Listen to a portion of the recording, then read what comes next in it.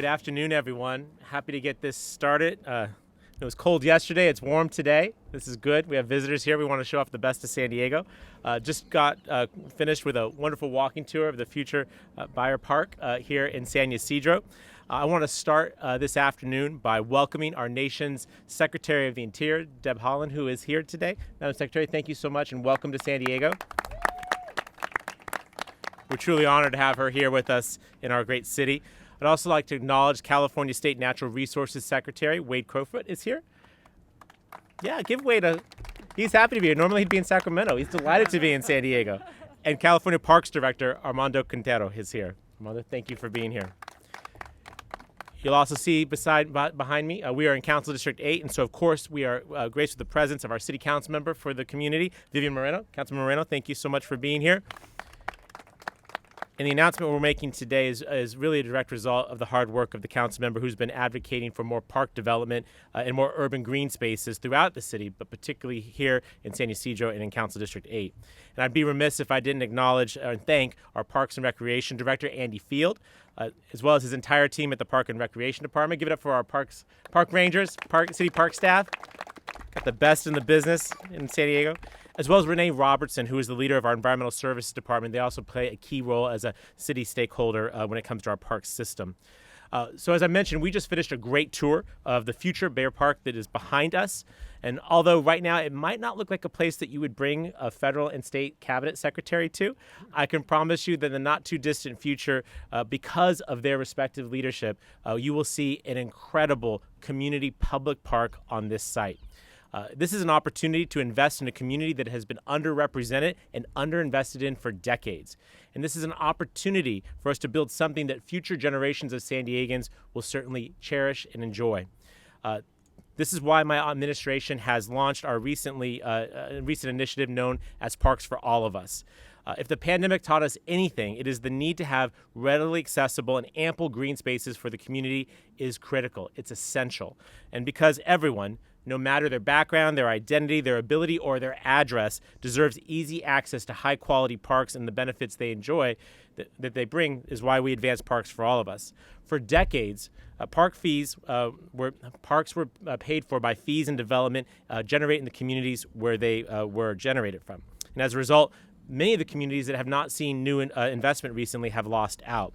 The initiative that we are advancing lays the foundation for a more just future by prioritizing communities with the greatest need. It'll do this by prioritizing equitable investment in parks and areas with the greatest needs, forming an interconnected citywide park system facilitating innovative recreational opportunities, expands our existing park system by acquiring new parkland, particularly in disadvantaged communities, providing thriving recreational spaces accessed by walking, biking, or transit, or of course by a car, and designing a healthy and sustainable park system that preserves critical habitat and open space and protects our region's biodiversity. All of that is going to be seen here in the not too distant future. This is our vision for how we'll make a park system better for all San Diegans, and I know that Secretary Holland as well as Secretary Crowfoot shared this vision as well. We need to work closely with our federal and state partners to make this vision a reality. And this park, the soon-to-be park behind me, represents the need for investments in urban parks, not just here in San Diego, but across the United States. And so, Madam Secretary, I thank you for all that you are doing and all that President Biden and Vice President Harris are doing to promote investment in urban parks. That's why the United States needs to pass the Build Back Better Act. Let me say that one more time. Too many B's. That's why the United States Senate needs to pass the Build Back Better Act, which includes $100 million for urban park investments, such as the one that we're standing here today. And so I hope that once that bill gets across the finish line and gets out into local communities, we can have our secretaries back here to celebrate the opening of more urban parks across America's finest city. And so with that, I'd like to conclude by thanking both of our secretaries for being here today. We also want to thank the Newsom and Biden administrations for their work in making our state and our nation a more equitable place for all who live here. And with that, it's a great pleasure to introduce the Secretary of California's Natural Resources Agency, Wade Crowfoot. Wade? Thank you. Well, thank you, Mayor Gloria. It is wonderful to be in San Diego, where the sun always seems to shine. And we're thrilled to be hosted by Mayor Gloria and San Diego City Council, and to be joined by our federal Interior Secretary as we launch a new sustained initiative called Outdoors for All. Now, for many of us, spending time in the outdoors is central to our lives. For San Diegans, that means visiting your world-renowned beaches, or biking on your wonderful bike trails, or spending time in Balboa Park. For Californians, it may be visiting those iconic places like Yosemite or Big Sur, or spending time in your own community's park. And of course, across the country, popular to so many Americans are visiting places like the Grand Canyon and the Smoky Mountains, or just spending time out in nature. But the reality is, for too many Californians and for too many Americans, that's not a possibility.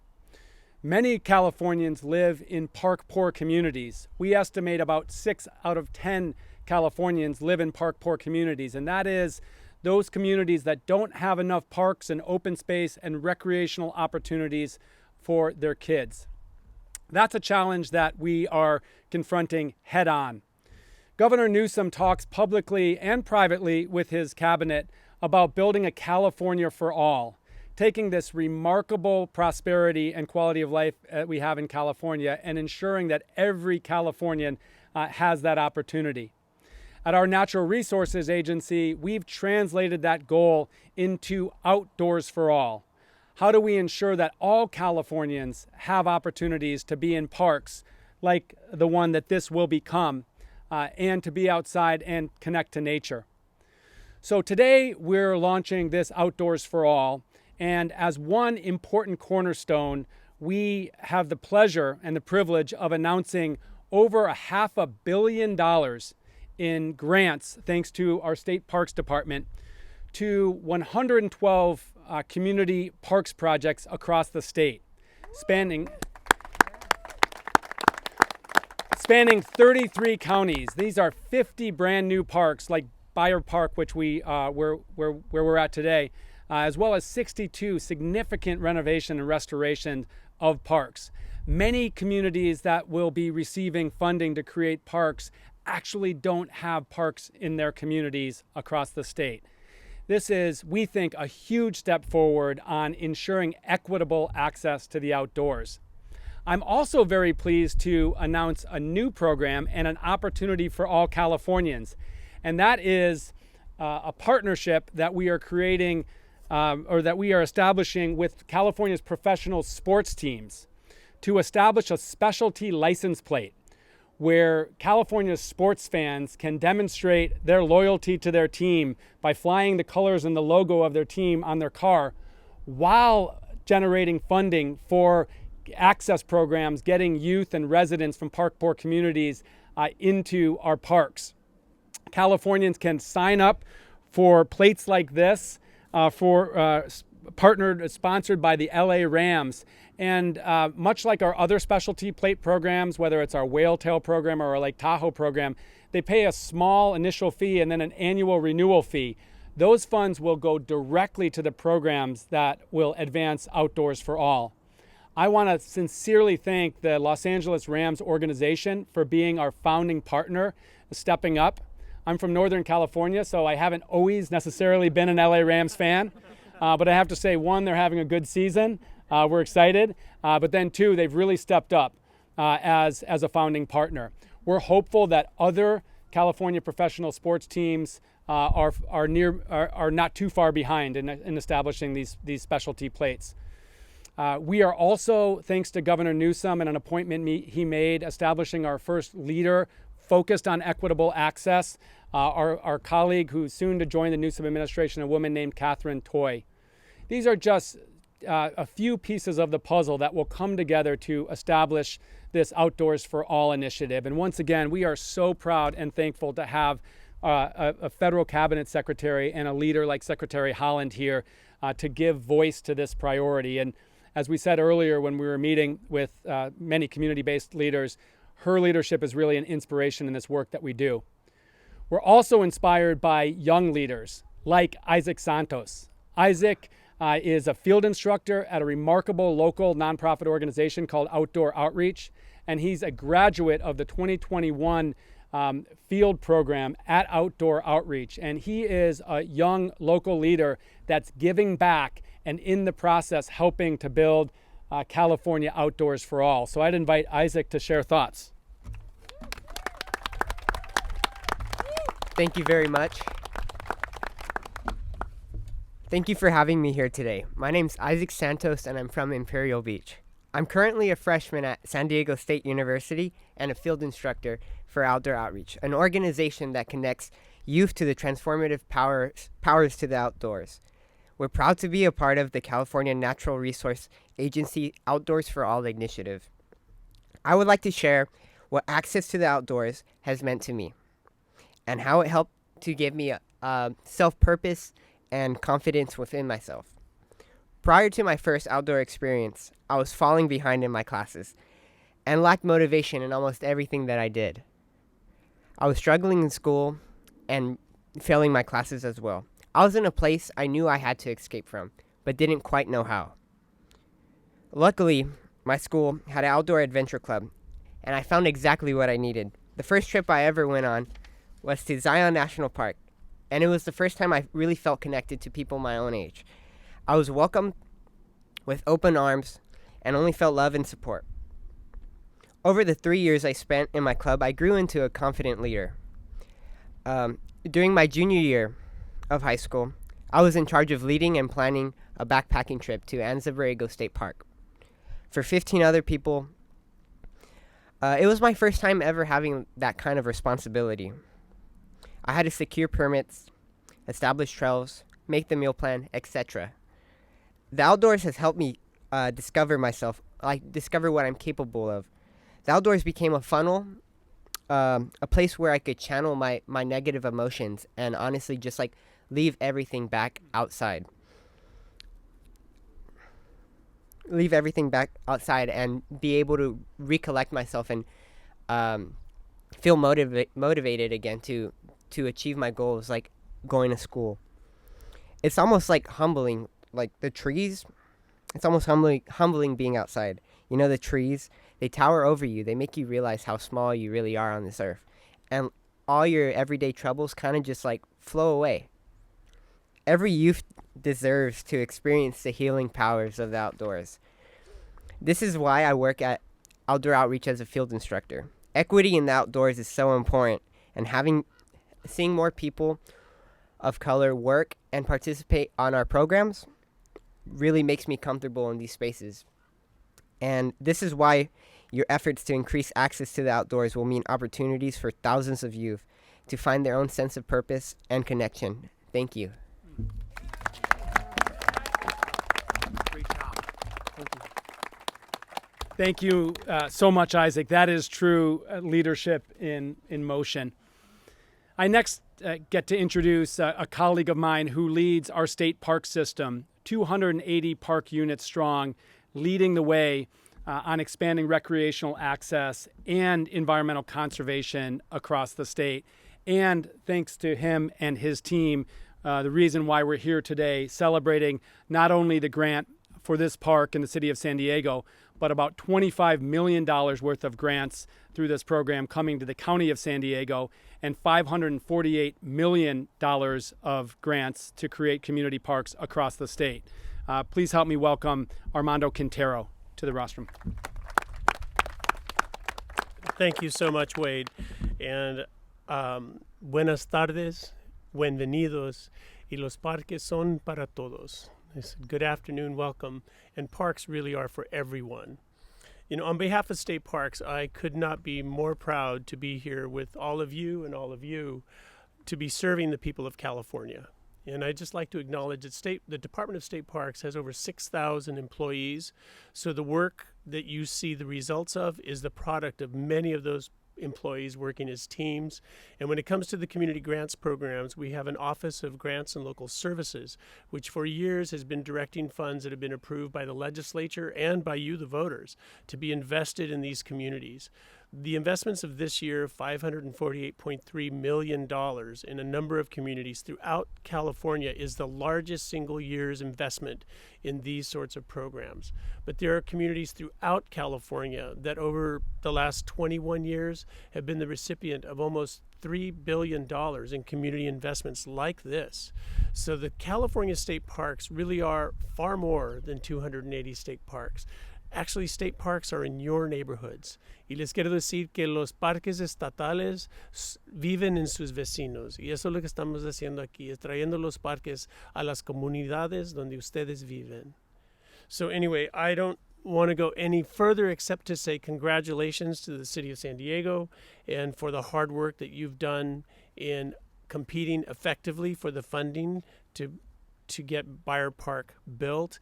And we are so excited to be a part of your community, not only here at Beyer Park, but at the other state parks that are a part of the County of San Diego. Thank you so much for all you do, and thank you again to everyone who's standing here at the podium with me. Thanks.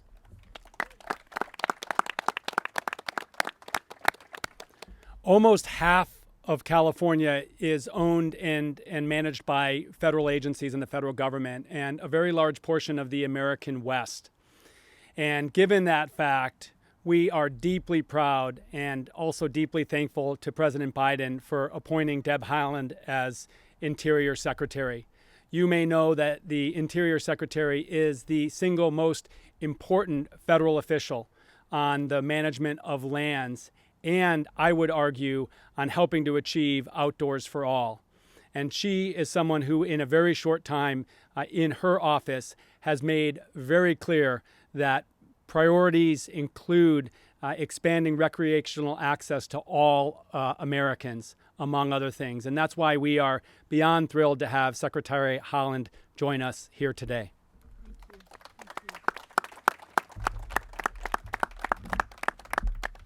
Good afternoon, everyone, and thank you all so much for being here. Thank you for lugging those heavy cameras around and making sure that that you were here for all of us. I appreciate that. And good afternoon, and thank you, Secretary Crowfoot, Mayor Gloria, Councilwoman Isaac. Thank you for that's a wonderful story, and so happy that you're passing on that to other students. Really appreciate that. So I'm so excited to be here at Beyer Park and hear more about the improvements that are happening to expand outdoor recreation to the surrounding communities. For the 80% of Americans who live in or near cities, urban green spaces provide vital access to nature and outdoor recreation while also boosting local economies. These critical areas within metropolitan communities are gateways to improve access to nature and engage new audiences in outdoor recreation and conservation, particularly in communities of color and other underserved communities that historically haven't had equitable access to nature. By fostering long-term partnerships with these communities, city parks and other urban green spaces are working to ensure that every community has a meaningful chance to build a mutually beneficial relationship with the surrounding wildlife and its habitats. These principles are central to President Biden's America the Beautiful initiative, a locally led and voluntary effort to conserve and restore 30% of our American lands and waters by 2030. President Biden's conservation vision is one that recognizes that nature offers some of the most cost-effective ways to address the climate crisis, that we need to do more to stem the steep loss of nature and wildlife, that we need to address the inequitable access to nature and its benefits for communities of color and underserved communities, and that restoring and conserving lands and waters, it's just a really, really great idea for our country. It's an approach that puts people at the center and outlines an inclusive vision where places like urban parks can all contribute to our national conservation goals. This community-centric approach is also central to the Interior Department's Outdoor Recreation Legacy Program. The program provides funding to urban communities to create new outdoor recreation spaces, reinvigorate existing parks, and form connections between people and the outdoors in economically underserved communities. It is crucial to advancing environmental justice and ensuring equitable access to nature and its benefits. Earlier this year, the department distributed $150 million to local communities through that program. We are committed to creating more outdoor opportunities in nature-deprived communities.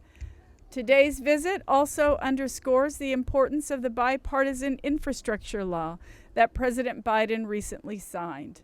The infrastructure law will make historic investments in bolstering community resilience, protecting natural areas, and strengthening our response to the effects of climate change. In fact, it's the largest investment in physical and natural systems in American history. It is a much-needed down payment to ensure our grandchildren and great-grandchildren get to enjoy the same outdoor experiences that we all have. I strongly believe in getting young people in touch with nature early and often is the key to building long-term relationships between communities and their surroundings. I was very fortunate to learn a deep respect for the natural world from my dad, who made sure I hiked to the tops of mesas, waded in icy cold streams, and knew how to bait a hook. I felt this respect profoundly in my grandparents' cornfield at the Pueblo of Laguna, where as a young child I learned how interconnected the world is. I want everyone to have the same connection to the great outdoors that I was gifted. If we can help more people access nature, no matter where they're from or what their background or their zip code, we will help lift up the next generation of stewards for this beautiful earth. I'm grateful for the opportunity to be here today and look forward to our continued partnership. With that, I believe I'm handing it back over to the Secretary. Thank you. Thank you so much, Secretary Holland. And now we would be glad to answer any questions that members of the media may have. This grant is, well, so it's $8.5 million, and the size of the park, I think, is almost about 10 acres. And we just had a tour through from the San Diego Parks Department, and it's really a remarkable plan that the Parks Department has developed in partnership with the community. I could try to answer that, but let me turn it to. Yeah. John Carroll with your questions. So we've done a substantial amount of work already. We've acquired the property. We've done some preliminary drawings. And you feel we're talking about 2 years before, is that a... 2 years till groundbreaking, and then probably about a 3 to 5 event horizon before completion. What I will say is that this grant will allow us to actually start this work. Wouldn't be possible without the state's participation. And so it's not in the too distant future. This land was acquired long ago. Councilmember Moreno, I don't know how long we've been working on this. Couple decades. It was Councilmember Sharing has promised 20 years ago, and this is where I should share. I know we have some representatives from Governor Newsom's office, as well as State Senator Tony Atkins, Ben Hueso, Lorena Gonzalez, Akila Weber. We've had strong advocates in Sacramento to get these dollars. Taking these state dollars, marrying them with some of our local development impact fees, those dollars I was mentioned before that we've unlocked through the Parks for All of Us effort, we will be able to deliver this park on a time frame that is our lifetime rather than the previous timeline, which was God only knows when. And I might just emphasize the point around legislative leadership enabling this park and others. Of about the $548.3 million that's made available through these grants, over $150 million was allocated by the legislature and Governor Newsom over the last year. So really, I think that the community and the city council and the mayor and certainly legislatures can all claim leadership for what you'll see here evolve in coming years. Other questions?